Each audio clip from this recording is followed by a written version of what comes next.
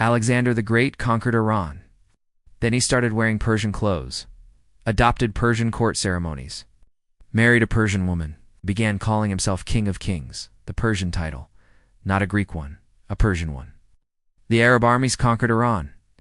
Then their caliphs hired Persian bureaucrats, adopted Persian governance, issued decrees in the Persian language. Their entire caliphate could not function for a single day without Persian expertise. The Mongol hordes conquered Iran, burned cities, built towers from human skulls, and Genghis Khan's own grandson converted to Islam, made Persian the official language of his court, commissioned the most breathtaking Persian mosques the world had ever seen. Every single time, the same result. The conqueror arrived, conqueror changed. Iran stayed Iran. This was not luck. This was not coincidence. This was a 5,000-year-old civilization running a survival code that no army, no fire, and no act of forgetting has ever been able to delete. In this video, we are going to look at 10 moments when Iran changed the direction of human civilization. And when I say human civilization, I am not exaggerating. The calendar you wake up to every morning, the idea that history moves forward and not in circles, the belief that one day good will defeat evil, the concept that a ruler owes something to the people he governs, all of it traces back to Iran. And there is a very good chance no one ever told you that in school. Picture Babylon in 539 BC, the largest city on earth. Towering walls, massive gates, over 300,000 people living in one place. The greatest urban center civilization had ever produced. And then the Persian army arrived. Up until this moment, conquest had exactly one meaning everywhere in the world. To lose meant slavery. To lose meant watching your gods get smashed and your temples burned. To lose meant your language, your culture, your entire identity erased. This is exactly what the Babylonians had done to the Jewish people 40 years earlier, dragged them from their homeland, destroyed their temple, dumped them here in captivity. That was the universal rule. That was what everyone did.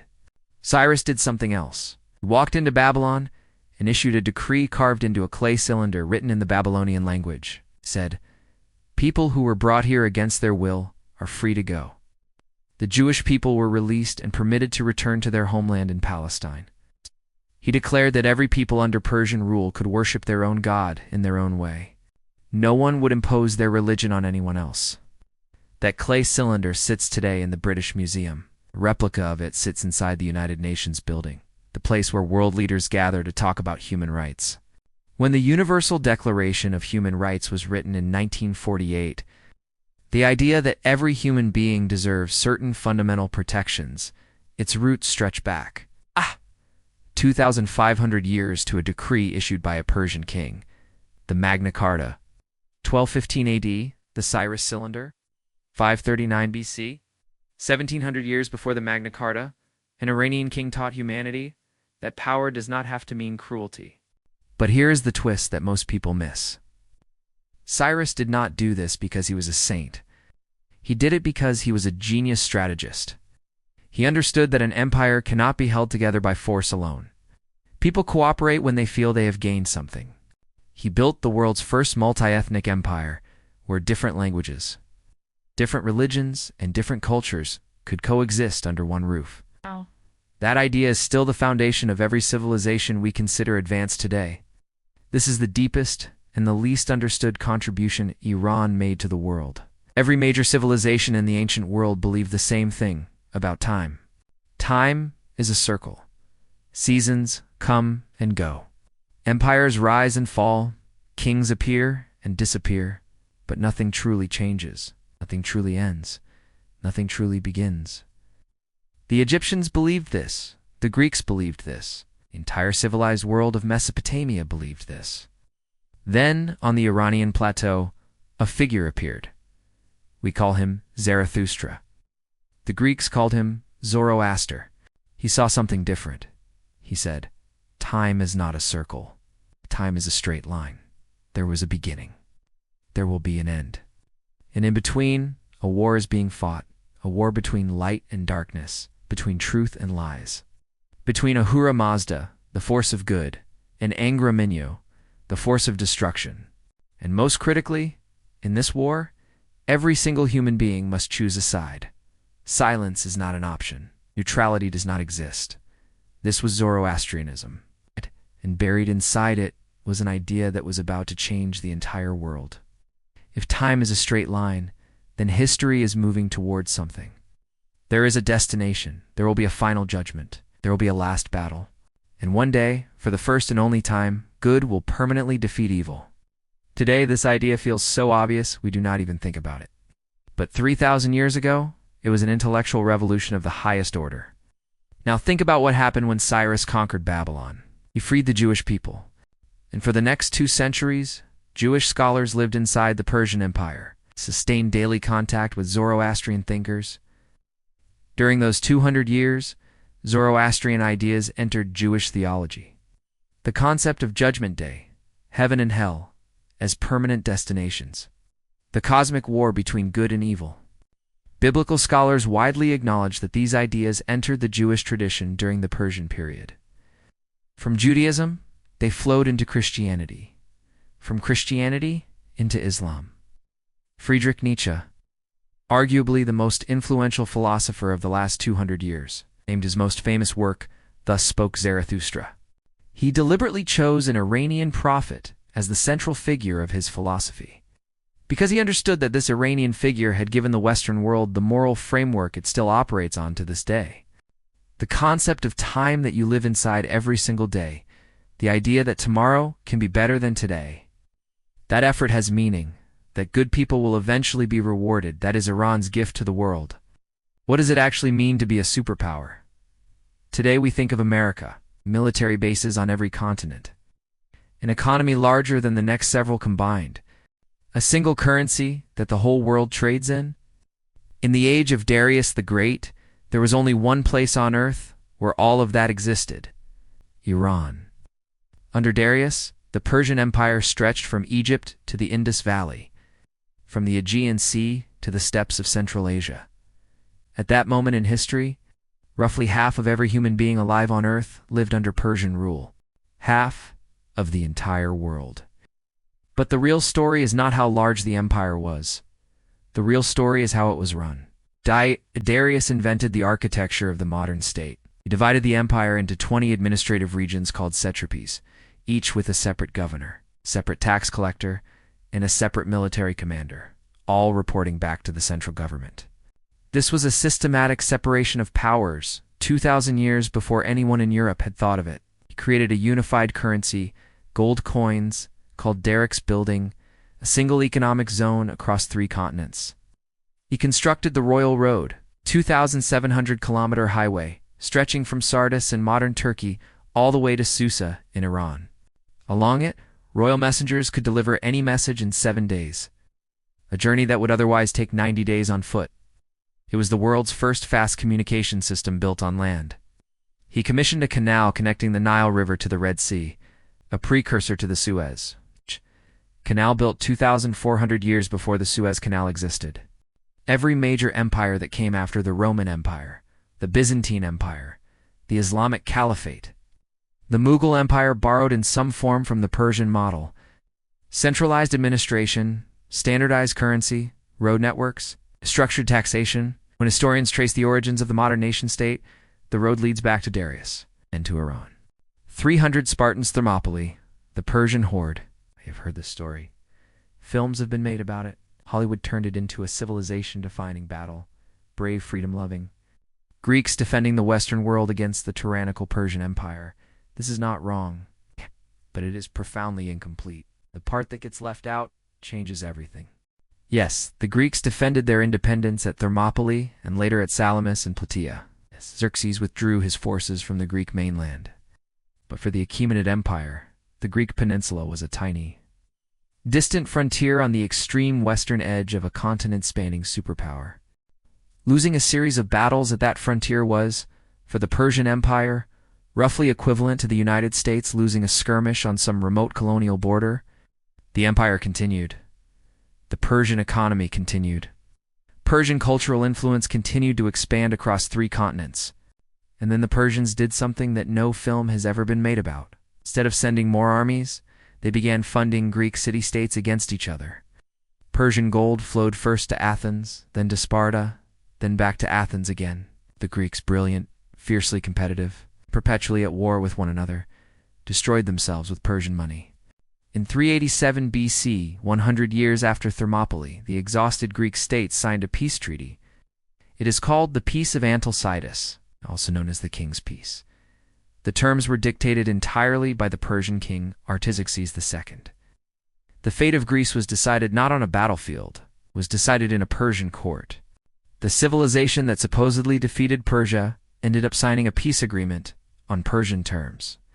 What the army could not take, the money bought. Without a single additional soldier, Hollywood has not made that film yet. 330 BC. Alexander of Macedon, 26 years old. Never lost a battle, marched into the Persian heartland, and destroyed the Achaemenid army. He burned Persepolis, the ceremonial capital, to the ground. A 1,000-year dynasty was finished. Greek civilization had won. Iran was over. Or so it appeared. Within just a few years, Alexander stopped wearing Macedonian clothing and began wearing Persian robes. He adopted Persian court ceremonies, including the deep ritual bow that Persian nobles performed before their king. He imposed this Persian custom on his own Macedonian generals. He married Roxana, a woman from Bactria, in the Persian tradition. He began calling himself King of Kings, a Persian title, a Persian identity. His Macedonian generals were outraged. "We conquered Persia. Why is our king becoming Persian?" Alexander's reported answer was this: "Because this land does not work any other way. You do not rule Iran by destroying it. You rule Iran by becoming part of it." He was not wrong. When Alexander died in 323 BC, his empire fractured. The Greek Seleucid dynasty took control of the Iranian plateau. They imported Greek language, Greek culture, and Greek architecture. They founded Greek cities. They were absolutely certain they could Hellenize this ancient land. Within 2 generations, it was the Greeks who had become Iranian. Seleucid kings began speaking Aramaic and Farsi in their courts. They built temples to Iranian deities alongside Greek ones. Their art fused Greek and Iranian traditions into something entirely new. Then in the 3rd century BC, the Parthians, an Iranian tribe from the northeast, rose up and expelled the Greeks entirely. The Iranian survival mechanism had worked again. The conquerors had been digested, and Iran had moved on. Rome conquered everything it touched: Carthage, Greece, Egypt, Gaul, Britain, Spain, the Roman. War machine was the most efficient killing force the ancient world had ever produced. Every civilization it encountered eventually fell, except one. In 53 BC, Roman general Marcus Licinius Crassus, one of the wealthiest men in the entire Roman Republic, one of the 3 men who shared power with Julius Caesar, led 40,000 Roman soldiers into Mesopotamia to conquer the Parthian Empire. He was completely certain of victory. The Romans always won. At the Battle of Carrhae, the Parthian cavalry did something Roman soldiers had never encountered before. Instead of standing and fighting, which the Roman legions were perfectly designed to destroy, they attacked, fired arrows and retreated, then attacked again, fired again, and retreated again. The famous Parthian shot, firing arrows backward at full gallop while appearing to flee. The Roman formation, built for close-quarters battle, had absolutely no answer for an enemy that simply refused to stay still. Crassus was killed.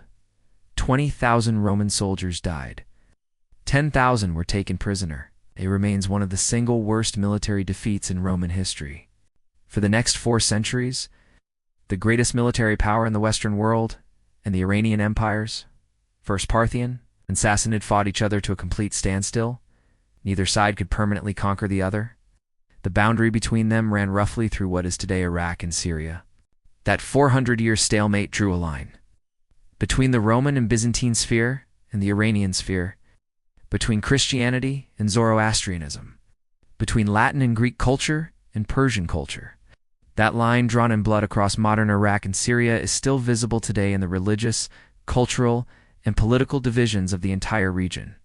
The border that Rome and Iran could never resolve is the border the modern world is still arguing about. 651 AD. The last Sassanid king was assassinated. The Arab Caliphate had conquered Iran.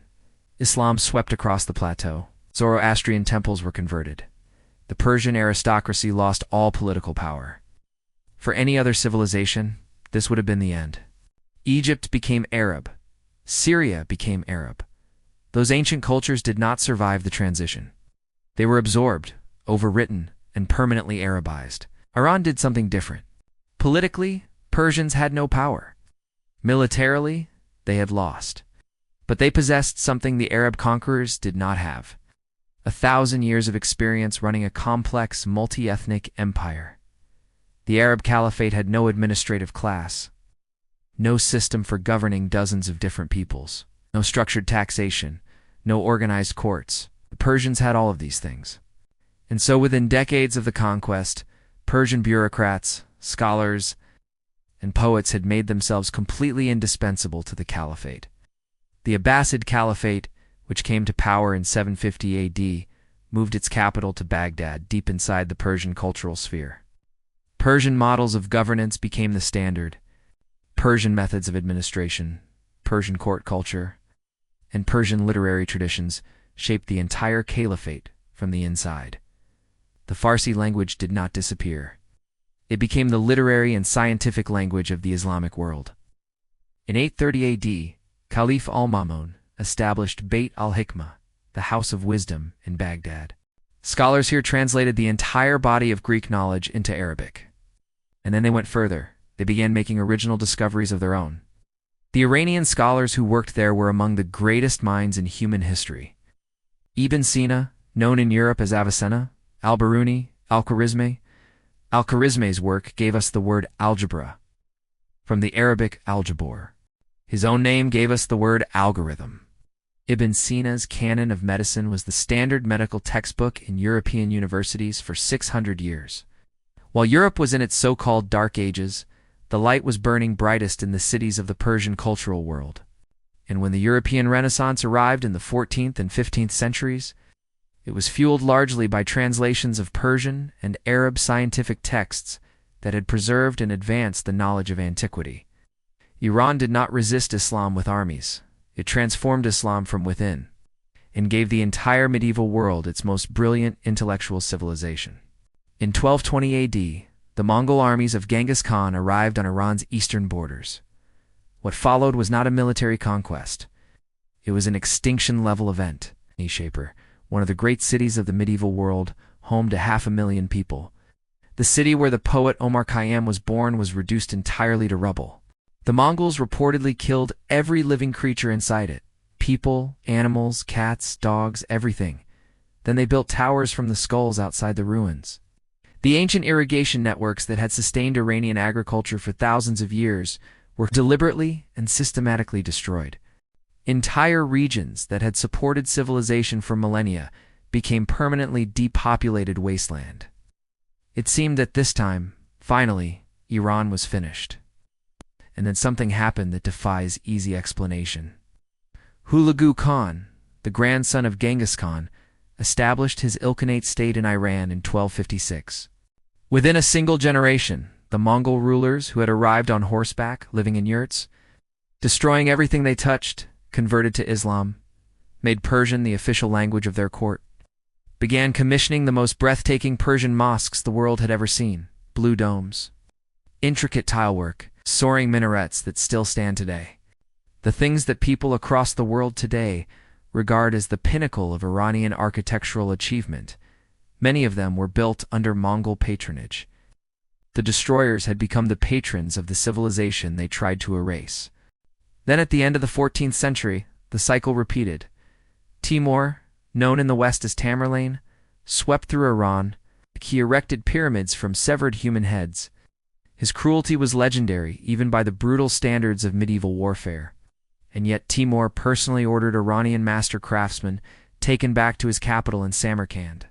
His descendants, the Timurids, became the most sophisticated patrons of Persian art and literature and history. The Timurid court at Herat in modern Afghanistan became the world center of Persian miniature painting, one of the most refined art forms humanity has ever produced. 300 years. Political power belonging entirely to fearsome Mongols and Turks. And yet every single one of them, upon taking the Iranian throne, became Persian within 2 generations. The Iranian cultural code had reprogrammed its own destroyers. again. For centuries, the Western world had a name for this ancient civilization. They called it Persia. The name came from the Greeks, derived from the Pars region in the southwest of Iran, where the original Persian tribes had settled. In European languages, Persia conjured a very specific image: exotic fairy tales, flying carpets, ancient ruins, mysterious harems, romantic backwardness. It was a colonial label, a name imposed from outside, a name that reduced a complex, living, breathing civilization to a decorative backdrop for the Western imagination. The people who actually lived there had never called their country Persia. Not once. Not ever. For thousands of years, since the Andorian tribes first descended onto the plateau, they had called their land Iran, the land of the Aryans. In 1935, Shah Reza Pahlavi sent an official circular to every foreign embassy. The message was simple and absolute. The country's name is Iran, not Persia. Iran. From this point forward, all official communications, all diplomatic documents, all international references will use this name. This was not a bureaucratic footnote. It was a political statement of the highest order. It said, "We are not your exotic fantasy. We are not the backdrop for your Orientalist imagination. We are a nation. An ancient nation whose roots go deeper than Rome, deeper than Greece, deeper than your entire civilization as you understand it. And you will call us by the name we have chosen for ourselves." And here is the stunning paradox that has never been resolved. The word Iran, the authentic, ancient, self-chosen name, has become associated in the modern Western mind with geopolitical tension, sanctions, nuclear negotiations, and conflict. While the word Persia, the colonial label, the name imposed by outsiders, has acquired a warm, romantic, almost mythical aura in popular culture. Persian cats, Persian carpets, Persian poetry. Two names, one civilization. It's a constant, unresolved war over exactly how history chooses to remember it. In 1979, for the 10th time in its recorded history, Iran underwent a total transformation. The monarchy of Shah Mohammad Reza Pahlavi, a regime backed by Western powers, rapidly modernizing along Western lines, collapsed in a popular revolution. What replaced it was something the modern world had genuinely never seen before: a theocratic Islamic republic governed entirely by religious scholars. The world watched in shock. Iran severed ties with the United States. American hostages were held for 444 days. Iran was placed outside the community of Western nations, subjected to decades of sanctions, isolation, and sustained geopolitical pressure. But look at this moment through the lens of Iranian history, and an entirely different picture comes into focus. This is not a rogue state defying the international order for the first time. This is the latest chapter in a 5,000-year story of a civilization that has always, without a single exception, responded to outside pressure by turning inward, sharpening its identity and refusing to be absorbed. Alexander the Great tried to Hellenize Iran. The Arab Caliphate tried to Arabize it. The Mongols tried to erase it entirely. The British and Russian empires divided it into spheres of influence and extracted its resources for decades. The Soviet Union tried to carve a communist republic out of its northern territory. The pattern of Iranian response to every single one of these pressures has been identical: temporary military or political defeat, followed by a cultural counterattack, followed by the eventual absorption or outlasting of the conqueror. Today, Iran sits at the center of one of the most complex geopolitical equations on Earth. It holds the world's second-largest natural gas reserves and the fourth-largest oil reserves. It sits at the precise intersection of the Middle East, Central Asia, and South Asia. And it carries inside it a 5,000-year memory of survival, civilization that has been invaded by every major world power in history and absorbed them all. A people who invented the concept of linear time, who gave the world its first declaration of human rights, who kept the light of science burning while Europe was in darkness, who transformed their conquerors into poets and architects and believers. The question the world keeps asking about Iran, what will they do next, may be entirely the wrong question. The right question, the one that 5,000 years of history is quietly suggesting, is this one. What will Iran turn us into? Over 5,000 years, one truth has never changed. Every empire that marched onto the Iranian plateau in absolute certainty, certain they would erase this civilization, Reshape it, silence it forever, left changed. They left speaking its language, building its architecture, writing its poetry, worshipping. Inside its ancient tradition of light against darkness, Iran never needed to win every battle. It only needed to survive long enough to ask its conquerors one question. What if they were right? This is not only the story of Iran. This is the story of what civilization actually means. Not armies, not borders, not flags, but the stubborn, invisible insistence on a way of seeing the world and the patience to wait until the rest of the world finally catches up.